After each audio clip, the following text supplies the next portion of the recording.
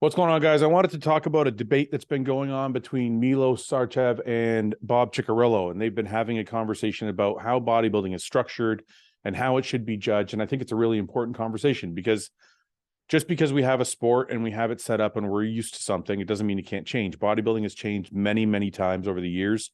The way we score it, the way we judge it, the way the rounds come out, the way the guys come out. Many things about bodybuilding have changed over the years. So there's no need to say that this is the way it is and this is the way it has to stay. If we think we can make it better, I think we should. Now, one of the things that, just to sum up the argument, we're going to take a look at some of the video I have, but to sum up the argument, I think what is happening right now is Milos is basically saying the symmetry round aesthetics, more aesthetics than symmetry. And just for people watching who don't know, symmetry is obviously balance from left to right. Everything being equal from left to right, that's being symmetrical. But in bodybuilding terms, when we say symmetry, we mean the aesthetics, the balance of a physique from top to bottom, left to right, the proportions of each muscle. That's kind of what we're talking about when we're talking about symmetry, which is kind of a lazy way. Instead of saying balance, proportion, aesthetics, we just lump it all into symmetry. So Milos is basically making the argument that the symmetry round has been lost because the posing round is no longer judged. And Bob's argument is that the symmetry round is still there. The guys have a free posing of 1 minute or 2 minutes now, I believe it is, in the pre-judging. So we're going to go through. I'm going to touch on some of this video that they did. They did a little bit of a debate. It was pretty cordial. I did not, just for the record, full disclosure, I did not watch the whole thing. I caught about half an hour of it. And I wanted to discuss some of the pieces I picked out that I thought were important and some of the ones that I thought were notable. So let's take a look at the first clip. Mr. Olympias, Larry Scott, which poses do you think of? Everything except the mandatories. Second, Sergio Oliva, what do you think of? Okay, everything but the mandatories. Third, Arnold Schwarzenegger, everything but the mandatories. Twisting back, mantis, all that stuff. Friends then, everything but the mandatories. And that was all over the magazines, all over the internet, YouTube, and everything else, because that's the beauty of bodybuilding. Not agreed. Not hold on. Let me just make the final point. The way it is right now, and the way what you were heading to, it would be Mr. 8 mandatory poses. It would not be Mr. Olympia. It would not be best bodybuilder. It would be Mr. 8 mandatory poses, because all you need to see by your description is no. We just want to compare these 8 poses. So that's Milos's argument, is that currently what's happening is, even though there's a free posing round for a minute or two in the pre-judging, the 8 mandatories is primarily where the judging is being done. And Milos's argument is that there are poses that make your physique look better. And he cited, all the Mr. Olympias and their different poses. When you look at Sergio, you think of the victory pose, or you think of Arnold, you think of a twisting back. These are signature poses that highlight those guys' physiques. So what Milos is saying is, if we eliminate that free posing round, if we eliminate the posing round itself, or we're not judging it, then you're not giving the athlete a chance to show their body in the best possible way. And I actually kind of agree with him here, because yes, the 8 mandatory poses cover the full body, front to back, side to side, all the areas you need to see. But there are certain, every physique is different. Every body is built differently. And there are certain shots that make a physique look more impressive than others.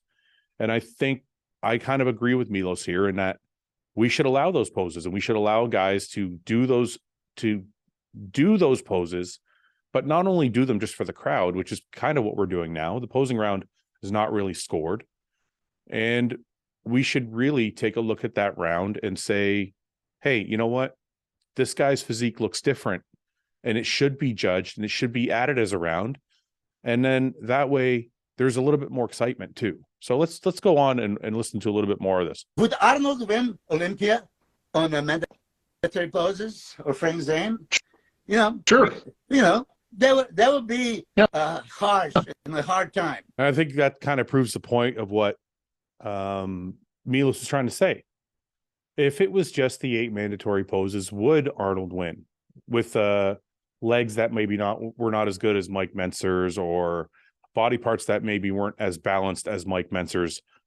The argument is that Arnold's posing round and Arnold being able to do those flaring, twisting back shots and things like that, that really emphasized the beauty of his physique, is what got him to pull past some of the other physiques that we look back at now and we're like, well, did Arnold really win? Maybe he was second. It's kind of controversial. I think Mike Mentzer's better or whatever, or maybe Franco's better. Franco's more complete, but we weren't there to watch him pose and judge that posing round, which is what they were doing. So that may have been the reason why he was pulled ahead. And I think that's what Milos's argument is here, is maybe he wouldn't have won if those rounds weren't judged, and there would never be such a spectacular bodybuilder that we would all see.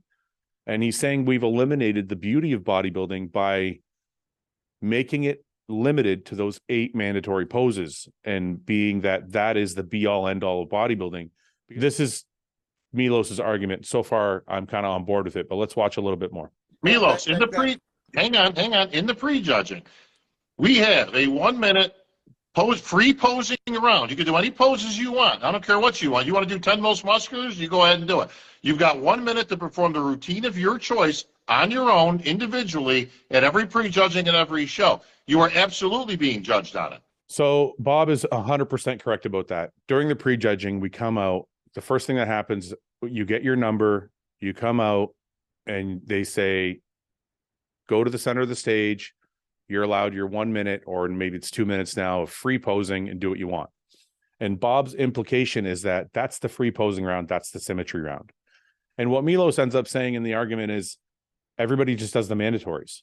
Nobody really does any separate shots, which is pretty true. And I don't think the guys know this. To be honest with you, I was never told that I could go out and do twisting back shots and whatever flaring poses that would help, unique poses that would help me. I was just kind of like, okay, what's the guy before me doing? Okay, everybody's doing mandatories. Okay, I got to go out and do mandatories also. And you'll see some flair. You'll see some guys do some really nice transitions. You'll see some guys skip a couple of the mandatories that maybe they don't look as good in. But overall, most of the guys, I mean, you could go down a list. Most of the guys are going out there, and 80% of that free posing round that Bob's talking about in the prejudging is mandatory poses. They're not using that round to highlight their physique in different ways. They're doing the mandatories and they're walking off, and then they're coming back for comparisons. Let's go on for a little bit more of this debate. Would audience enjoy more when there's suspense? They know they are judging the posing round. So whatever is in pre-judging, it happened, okay, mandatories, all this stuff. Now, they can win the points, change the scores, and it can come on top. 100% agree with Milos here. How exciting would it be? Because right now what happens is, hardcore fans of bodybuilding understand the prejudging, right? Like, take, for example, the 22 Olympia. We saw Derek, Hottie, and Nick and Brandon on the other side, all in the middle, and we saw Samson and Rami on the outsides. For the most part, the fans knew, I mean, with some exception of people thinking Rami was winning and they just put him out there. For the most part, fans knew that those middle 4 guys were the middle 4 guys, and the middle 2 guys, being Derek and Hottie, were the ones being compared for first, second, or first through fourth. We've all seen it at all these different shows.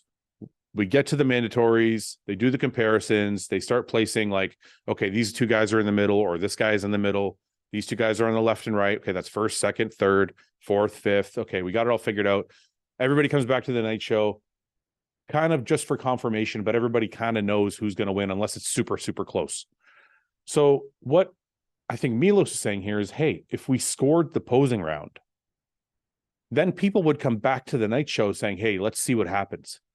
Because now they're going to score each round, each person in the posing round. And whatever we saw earlier today could be flipped on its head. So, I think that's a very valuable thing for the sport, for entertainment value. Like, people say, like, oh, the posing is for entertainment. And they mean it in a sense that, well, they're putting on the artistic display and that's for the crowd. Sure. I mean it like, If the crowd didn't know who was going to win because there was still another round to score, that's the exciting part. Not just that, yeah, they're doing cool artistry and all that. It's like, hey, you know what? If Samson's posing is so amazing that his physique looks dramatically different in these shots that he's doing, maybe he's better than Rami. Maybe his points total on his physique during the posing round ends up being more than Rami, and he ends up in fifth, or Brandon or Nick Walker ends up ahead of Derek, or whatever, or Derek ends up ahead of Hadi. However you want to put it, the audience is now sitting there going, hey, this is really exciting. Anything could happen. So I think that's Milos's point. I think it's a very valid one, is we're not only talking about the guys that are getting on stage, we're talking about the audience and how exciting it is for them. Huh? How can anybody overtake anybody on posing when you're not standing next to somebody? Who are you getting compared against? I love that point that Bob made. It's actually a very valid point, because we talk all the time about how important it is to see somebody next to somebody else. Because we just recently on the last Bro Chat podcast we talked about Sean Clarita, and how Sean Clarita standing by himself is probably the greatest bodybuilder ever to stand on earth. But when you put him next to somebody, you start to see some of the differences. And it's not just Sean, it's anybody. Somebody could look absolutely phenomenal, but when you put them next to somebody else might make the first person's weaknesses stand out. So Bob is making a good point here, in that if they're not standing next to each other during the posing round and they're all doing these different poses, then how can you compare them? It's at that point, it's completely subjective. There's absolutely zero criteria, and everybody's just out there doing whatever they want. I kind of agree with this a little bit, but there are many other sports where people are compared and they're not compared together. So if you talk about figure skating, right? They go out and they do their individual routines and they're scored. They don't do their routines at the same time. One guy will go out and do his routine, come back, they score him. Next guy will go out and do his routine, he come back and they score him, right? So you don't have to be necessarily on the stage or in the arena or whatever it is at the same time to be scored properly. So I think there is a way around this, and we're going to get to that. But what I want to talk about real quick is a system that I kind of thought of on Bro Chat when we were talking. Me and Ian kind of flushed it out a little bit, but obviously we were just having a quick conversation. But we were talking about this on Bro Chat, and what I said was, I think the compromise is this. I think Milos is right. They should do points for the posing round. I 1,000% agree with that. I think the posing round should be scored and they should get points based on their physiques. Now, I don't think it should, in Bob's side, I don't think it should be completely free to pose and do whatever you want, because then it's kind of hard to, it is very, very subjective at that point. So you can't just go hit whatever poses you want.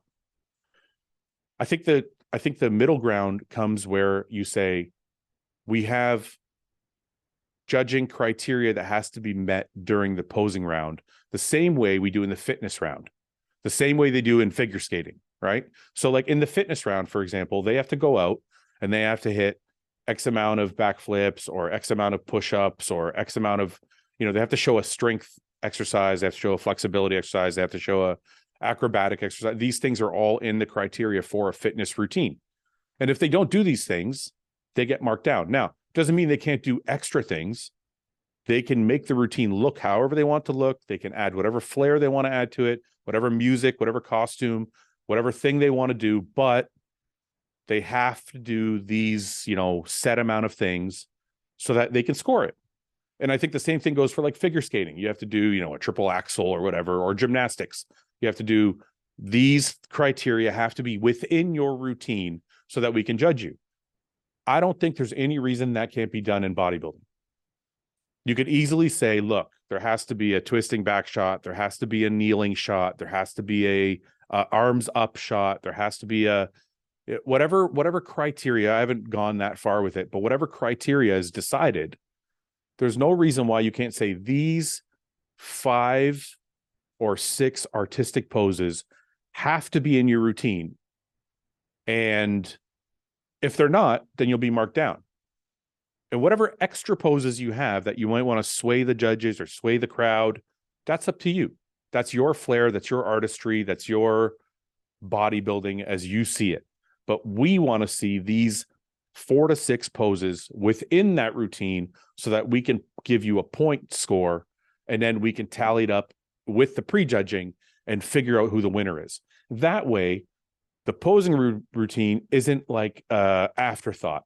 You know, most of the crowd is not watching the posing routine because they're like, whatever, like they're not even scoring this. And most of the guys, the athletes, are like, who cares? I'll just do a most muscular, I'll walk back and forth, and I'll beat it off stage. I personally think this idea of having set criteria within the posing routine, going out there and having to do it so they can score it, and then adding that score to your prejudge is a way to incorporate both of what these guys are saying to legitimize the sport, legitimize the posing routine. And at one point, Milos said that the reason guys are also getting so big and losing some of that unique, special look that we all love in classic bodybuilding is because there's no symmetry round or posing round or whatever you want to call it. It's because they just focus on the 8 mandatory poses and making those as spectacular as possible, because they know if they win those 8 poses, they got the show locked. Now, if there was another round that was scored that had some different poses in there that were a little bit harder to hit, maybe they were, twisting shots aren't easy, and they had a little bit more flair to them. Now maybe some of these guys can make up some ground on the bigger guys, or anything, like any way you want to look at it. So, but Milos's point is the sport is getting more and more, out of where we wanted it, which was the average person could look at it and go, man, that's a big motherfucker, but it's a beautiful physique. The sport is getting away from that because we've eliminated that posing round as its own round, its symmetry round as its own round. And I kind of think he's right. I kind of think if they put more emphasis on symmetry, more emphasis on the posing round, you would start to see even prettier physiques than the direction we're going would be even better. And we would go back to that classic bodybuilding look where guys are still big, but with really good proportions and really nice lines. So anyway, I think it's a really interesting debate. I love that these guys did this. And I love that they're both veterans of the sport, and that they could actually make change. Like if these two could come to an agreement, they could actually sit down with someone like a Jim Mannion or a Tyler Mannion and say, hey, this is what we think would help. And it might actually get implemented. And I think hopefully one of them is listening to this, because I think if they can do what they do in gymnastics, figure skating, or even in our own fitness routines, they have that criteria. The posing round can be scored and can be an integral part of the sport again, and not just an afterthought. Appreciate you guys watching. Comment below what you guys think about the posing round, if we should just dump it completely or if we should try and incorporate it in some way. And until next time, guys, check out HOSSTILE.com for all the great merch and all the great supplements, and we'll catch you on the next one.